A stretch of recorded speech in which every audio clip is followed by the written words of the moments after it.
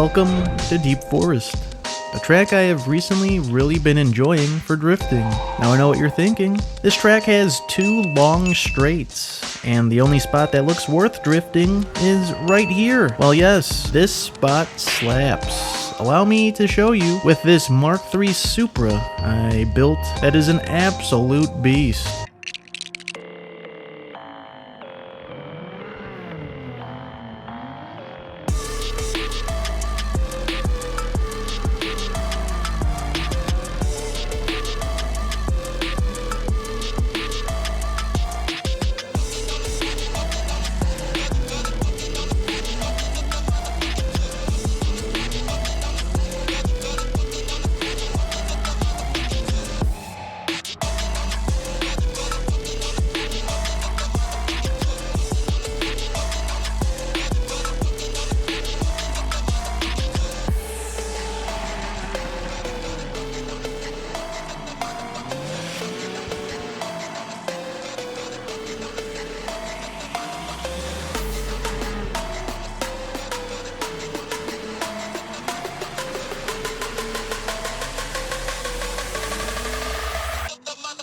I guess this would be a good time to formally introduce you to Creamsicle.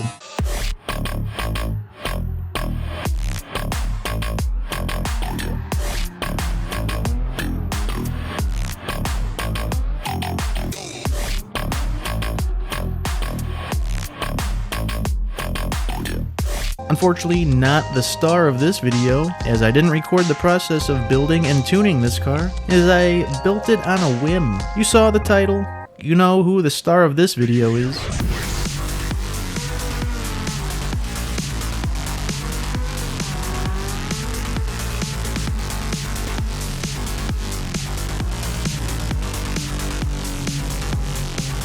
In my previous GT7 video, I was enjoying the new physics update as it felt way better, and it made me actually wanna build some of my stockpiled cars into drift machines. So I started doing that. In my actual last video, I gave a tease to this video, and if you're here from a future video, well, I guess welcome to my web. I got curious because GT7 is kinda weird sometimes, and I was wondering if I'd actually be able to make an R32 drift build in this. So I got to work on trying to do so. First, I needed to make some money, and I needed quite a bit of it.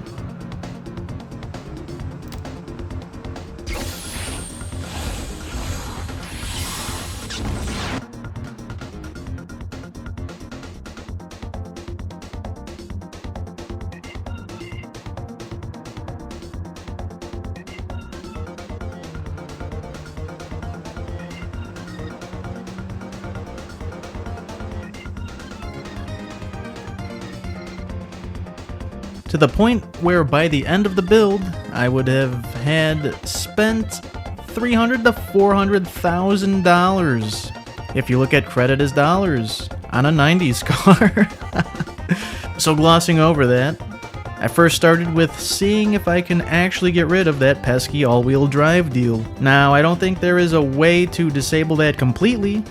If there is, let me know, but what I did was get the adjustable center differential to change the output to the front and rear tires. There was also only options to choose from, so I went with the option of a 95 and 5 split. I took it to the track just to make sure that worked as it should, and my initial test track that I have been enjoying is Tsukuba Circuit because it's a nice quick track with some big chill corners. Allow me to demonstrate.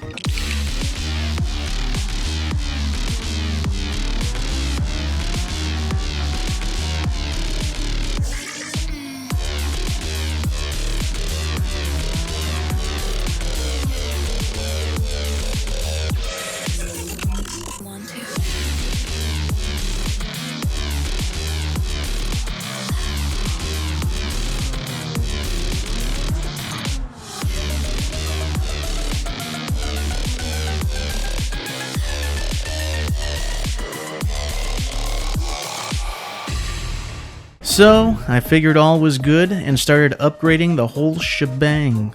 and then did a quick test with very basic drift tuning to make sure it slides decent enough, and I was pretty pleased with the initial result.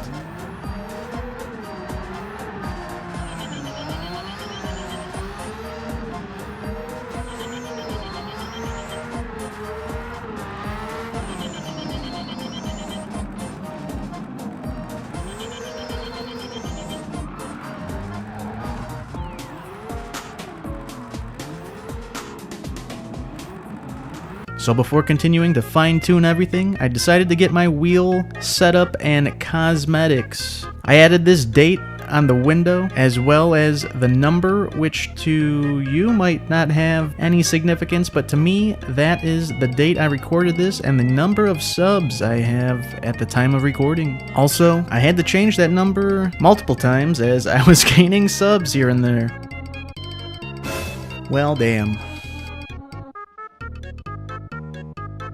I'm not one to ask for subs or likes, as I feel if people enjoy the content, they know what to do, which is a philosophy I've had with creating content, even when I used to stream on Twitch.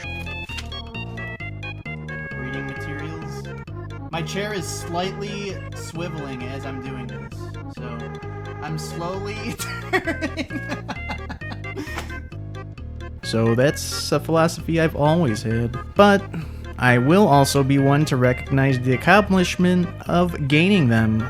And here's my recognition of all of you who have subbed and liked. I really appreciate it. Now, I also did wide body the car. Something of a bit of a habit I have with this game. Not sure if it was a good or bad idea. Part of me was leaning towards it made it harder to drift, after the fact that I couldn't really make a comparison, as I only had one R32, and to get another, I would have to wait until it was available in the used cars. So at this point, it was too late and the deed was done. So when I was trying to fine-tune the vehicle, is when I was really feeling maybe I should have tried non-wide body with this car because of how it felt odd when trying to tune out all the kinks. Also, I'm no expert at tunes, but I can generally get them in a place where I can work with the car. Eventually I got to the point where I was looking at replays and noticed that the Mark III Supra was smoking up a storm, whereas the R32 was not really. So this added to the idea that maybe I was getting too much traction from the widening of the car. So what I did was I threw more horsepower at it by getting the bigger turbo. I also turned off the anti-lag because, well, it seemed it would be a better idea to have that boost kick in at higher RPMs and not being in boost at all times. I was also able to have more throttle control and the car would be more predictable. At least that's what my thinking was. It also seemed the car was in a better spot afterwards. So with all that, here was the end result of all of the building and tuning. So I hope you enjoy these runs on Deep Forest, and it's basically only going to be the part that matters on Deep Forest, which is the curvy road part.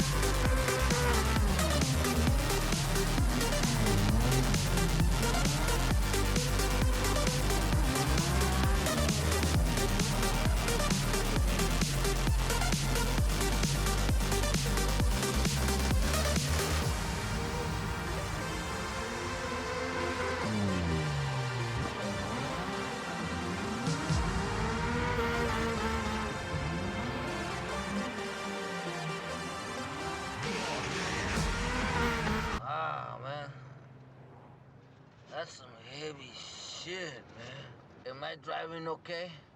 I think we're parked, man.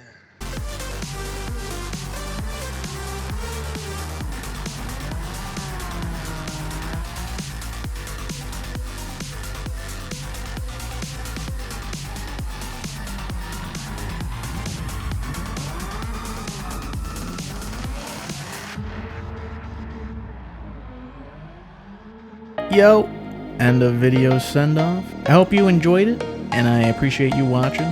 Thank you all. To those that subbed and liked the videos and watched to this point in the video, you all have a good one, and until next time, take it easy.